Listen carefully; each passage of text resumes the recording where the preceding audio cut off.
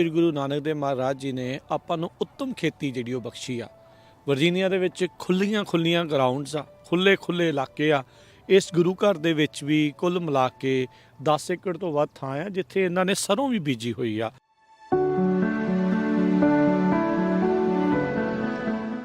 दो बार पहला बना चुके असी।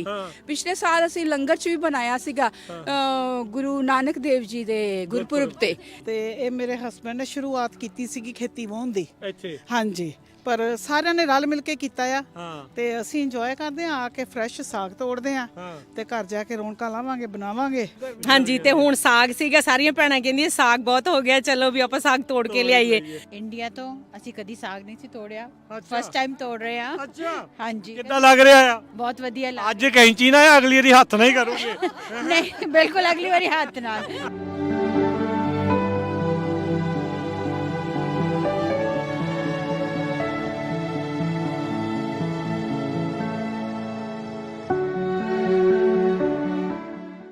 ਪੰਜਾਬੀ ਰੇਡੀਓ USA ਸੁਣ ਦੇਖ ਰਹੇ ਸਾਰੇ ਸਰੋਤਿਆਂ ਦਰਸ਼ਕਾਂ ਨੂੰ ਵਾਹਿਗੁਰੂ ਜੀ ਕਾ ਖਾਲਸਾ, ਵਾਹਿਗੁਰੂ ਜੀ ਕੀ ਫਤਿਹ। ਜਿਵੇਂ ਅਸੀਂ ਪਹੁੰਚੇ ਹੋਏ ਹਾਂ ਈਸਟ ਕੋਸਟ ਦੇ ਉੱਤੇ ਵਰਜੀਨੀਆ ਦੇ ਵਿੱਚ ਆ। ਅੱਜ ਸਿੱਖ ਸੈਂਟਰ ਆਫ ਵਰਜੀਨੀਆ ਮਨੈਸਿਸ ਦੇ ਗੁਰੂ ਘਰ ਦੇ ਵਿੱਚ ਆ। ਜਿਵੇਂ ਆਪਾਂ ਜਾਣਦੇ ਆ ਸਾਹਿਬ ਸ਼੍ਰੀ ਗੁਰੂ ਨਾਨਕ ਦੇਵ ਮਹਾਰਾਜ ਜੀ ਨੇ ਆਪਾਂ ਨੂੰ ਉੱਤਮ ਖੇਤੀ ਜਿਹੜੀ ਉਹ ਬਖਸ਼ੀ ਆ। ਵਰਜੀਨੀਆ ਦੇ ਵਿੱਚ ਖੁੱਲੀਆਂ ਗਰਾਊਂਡਸ ਆ, ਖੁੱਲੇ ਇਲਾਕੇ ਆ। ਇਸ ਗੁਰੂ ਘਰ ਦੇ ਵਿੱਚ ਵੀ ਕੁੱਲ ਮਿਲਾ ਕੇ 10 ਏਕੜ ਤੋਂ ਵੱਧ ਥਾਂ ਆ ਜਿੱਥੇ ਇਹਨਾਂ ਨੇ ਸਰੋਂ ਵੀ ਬੀਜੀ ਹੋਈ ਆ।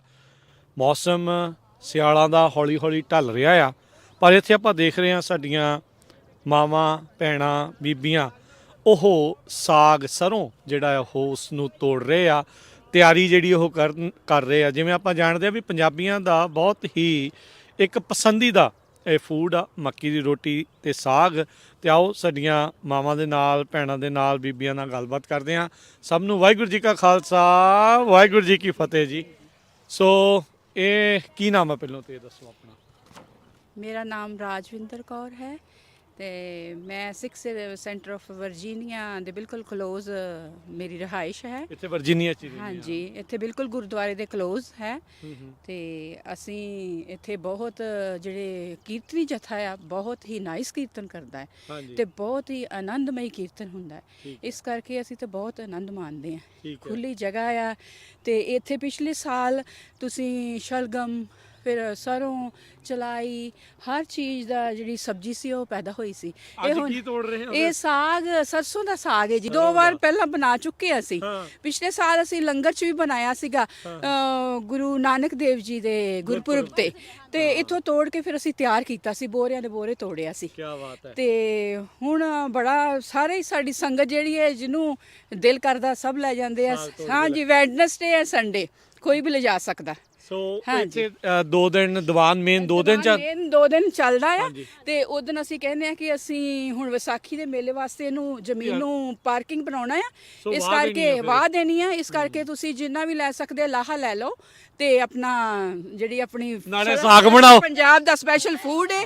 ਤੁਸੀਂ ਨਾਲੇ ਆਨੰਦ ਲਓ, ਨਾਲੇ ਦੇਖੋ ਨਾ ਇੱਥੇ ਭੈਣਾਂ ਬੀਬੀਆਂ ਕਿੰਨਾ ਇੰਜੋਏ ਕਰ ਰਹੀਆਂ ਨੇ। ਆਓ ਇਹਨਾਂ ਦੇ ਨਾਲ ਵੀ ਗੱਲ ਕਰਦੇ ਆ।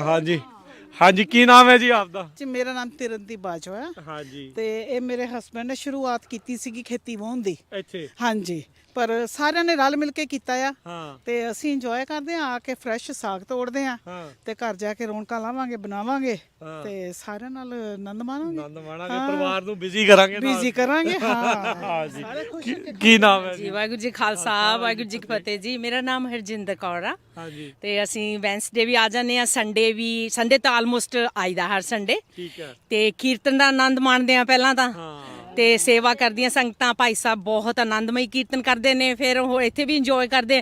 ਪਿਛਲੀ ਵਾਰੀ ਜਦੋਂ ਪਿੰਡੀਆਂ ਸੀ, ਹੋਰ ਸਬਜ਼ੀਆਂ ਲਾਈਆਂ ਹੋਈਆਂ ਸੀਗੀਆਂ ਉਹ ਵੀ। ਹਾਂਜੀ, ਤੇ ਹੁਣ ਸਾਗ ਸੀਗਾ, ਸਾਰੀਆਂ ਭੈਣਾਂ ਕਹਿੰਦੀਆਂ ਸਾਗ ਬਹੁਤ ਹੋ ਗਿਆ, ਚਲੋ ਵੀ ਆਪਾਂ ਸਾਗ ਤੋੜ ਕੇ ਲਿਆਈਏ। ਤੇ ਅਸੀਂ ਸਾਗ ਤੋੜਨ ਆ ਗਏ। ਫਿਰ ਬਹੁਤ ਅਸੀਂ ਇੰਜੋਏ ਕੀਤਾ, ਬਹੁਤ ਵਧੀਆ ਸਾਗ ਹੋਇਆ। ਸਾਰੇ ਅਸੀਂ ਬਹੁਤ ਰਲ ਮਿਲ ਕੇ ਇਸ ਗੁਰਦੁਆਰੇ ਦੇ ਸਾਹਿਬ ਵਿੱਚ ਰਹਿੰਦੇ ਆ। ਜਦੋਂ ਵੀ ਆਉਂਦੇ ਆ ਇੰਜੋਏ ਕਰਦੇ ਆ, ਇੱਕ ਦੂਸਰੇ ਨਾਲ ਬਹੁਤ ਪਿਆਰ ਆ, ਬਹੁਤ ਅੱਛੀ ਸੰਗਤ, ਸਾਰੇ ਬਹੁਤ ਚੰਗੇ ਨੇ। ਸੋ ਦੇਖੋ ਪਰਿਵਾਰ ਦੀ ਸਰੋਂ ਦੇ ਫੁੱਲ ਆਪਾਂ ਪੰਜਾਬ ਦੇ ਵਿੱਚ ਜਦੋਂ ਦੇਖਦੇ ਆ ਵੀ ਖੇਤਾਂ ਦੇ ਖੇਤ ਇਦਾਂ ਹੀ ਪੀਲੇ ਹੋਏ ਹੁੰਦੇ ਆ ਬਸੰਤ ਦੇ ਦੌਰਾਨ। ਇਹ ਜਿਹੜੇ ਮਹੀਨੇ ਆ ਸੋ ਬਿਲਕੁਲ ਆਨੰਦਮਈ ਮਾਹੌਲ ਆ। ਸੋ ਸੁਣ ਰਿਹਾ ਸੀ ਵੀ ਇਹਨਾਂ ਦੇ ਨਾਲ ਆਪਾਂ ਜਦੋਂ ਗੱਲ ਕਰ ਰਹੇ ਸੀਗੇ ਵੀ ਗੁਰੂ ਨਾਨਕ ਕਿਚਨ ਗਾਰਡਨ ਜਿਹੜਾ ਇਸ ਨਾਲ ਗੁਰੂ ਨਾਨਕ ਦੇਵ ਜੀ ਨੇ ਹੀ ਇਹ ਜਿਹੜੀ ਉੱਤਮ ਖੇਤੀ ਦੀ ਬਖਸ਼ਿਸ਼ ਜਿਹੜੀ ਉਹ ਆਪਾਂ ਨੂੰ ਕੀਤੀ ਆ। ਸੋ ਹਾਂਜੀ, ਕੀ ਨਾਮ ਹੈ ਜੀ? ਮੇਰਾ ਨਾਮ ਹਰਪ੍ਰੀਤ ਕੌਰ ਨਕਈ ਹੈ ਤੇ ਇੰਡੀਆ ਤੋਂ ਅਸੀਂ ਕਦੀ ਸਾਗ ਨਹੀਂ ਸੀ ਤੋੜਿਆ, ਫਸਟ ਟਾਈਮ ਤੋੜ ਰਹੇ ਹਾਂ। ਅੱਛਾ, ਹਾਂਜੀ, ਕਿੱਦਾਂ ਲੱਗ ਰਿਹਾ ਆ? ਬਹੁਤ ਵਧੀਆ ਲੱਗ ਅੱਜ ਕੈਂਚੀ ਨਾ ਹੈ, ਅਗਲੀ ਵਾਰੀ ਹੱਥ ਨਾਲ ਹੀ ਕਰੋਗੇ? ਨਹੀਂ, ਬਿਲਕੁਲ ਅਗਲੀ ਵਾਰੀ ਹੱਥ ਨਾਲ, ਪਹਿਲੀ ਵਾਰੀ ਹੁਣ ਕੈਂਚੀ ਨਾਲ ਕਰ ਰਿਹਾ। ਹਾਂਜੀ ਪ੍ਰੈਕਟਿਸ ਹੋ ਜਾਣੀ ਆ। ਜੀ ਜੀ ਬਿਲਕੁਲ।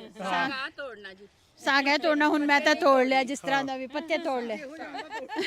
ਸਾਨੂੰ ਤੋੜਨਾ ਨਹੀਂ ਆਂਦਾ, ਨਹੀਂ ਵੱਡੀ ਗੱਲ ਹੈ ਜੀ। ਦੇਖੋ ਦੇਖੋ, ਨਾਲੇ ਪ੍ਰੈਕਟਿਸ ਹੋ ਗਈ, ਨਾਲੇ ਤੁਹਾਨੂੰ ਐਕਸਪੀਰੀਅੰਸ ਬੰਦਿਆਂ ਤੋਂ ਪਤਾ ਜੀ ਲੱਗ ਗਿਆ। ਬਿਲਕੁਲ ਬਿਲਕੁਲ। ਹਾਂਜੀ, ਨਾਲੇ ਪਤਾ ਲੱਗ ਗਿਆ ਕਿ ਸਾਗ ਕੇ ਕਿਸ ਤਰ੍ਹਾਂ ਦਾ ਇਦਾਂ ਦੀ ਗੱਲ ਤੋੜਿਆ, ਪਰ ਹੁਣ ਲੱਗਦਾ ਕਿ ਅਸੀਂ ਪੰਜਾਬ 'ਚ ਵਾਕਿਆ ਆ ਗਏ ਹੈ। ਹਾਂ ਹਾਂ ਜੀ ਜੀ। ਸੋ ਦੇਖੋ, ਬਹੁਤ ਵਧੀਆ ਜਿਹੜੀ ਆ ਇਹ ਜਿਹੜਾ ਉਹ ਚੱਲ ਰਿਹਾ ਆ। ਸੋ ਬਹੁਤ ਵਧੀਆ ਢੰਗ ਦੇ ਨਾਲ ਜਿਹੜੀ ਇਹ ਗੱਲਬਾਤ ਜਿਹੜੀ ਉਹ ਚੱਲ ਰਹੀ ਆ। ਸੋ ਅੱਜ ਇੱਥੇ ਅਸੀਂ ਆਏ ਸੀ ਗੁਰਦੁਆਰਾ ਸਾਹਿਬ, ਜਿੱਥੇ ਅੰਦਰ ਪਹਿਲਾਂ ਦੀਵਾਨਾਂ ਦੇ ਵਿੱਚ ਹਾਜ਼ਰੀਆਂ ਭਰੀਆਂ ਸਭ ਨੇ, ਤੇ ਹੁਣ ਸਾਡੀਆਂ ਜਿਹੜੀਆਂ ਇਹ ਮਾਵਾਂ ਭੈਣਾਂ ਆ, ਇਹ ਸਾਗ ਜਿਹੜਾ ਉਹ ਤੋੜ ਕੇ ਲੈ ਕੇ ਜਿਹੜਾ ਉਹ ਜਾ ਰਹੇ ਆ। ਸੋ ਗੁਰੂ ਨਾਨਕ ਗਾਰਡਨ ਦੇ ਵਿੱਚੋਂ ਉਹਨਾਂ ਨੇ ਇਹ ਜਿਹੜਾ ਕੰਮ ਜਿਹੜਾ ਉਹ ਸ਼ੁਰੂ ਕੀਤਾ ਸੀ, ਤੇ ਇਹ ਗੱਲਾਂ ਦੇ ਨਾਲ ਹੁਣ ਆਪਾਂ ਸਮਾਪਤੀ ਕਰਦੇ ਹਾਂ। ਵਾਹਿਗੁਰੂ ਜੀ ਕਾ ਖਾਲਸਾ।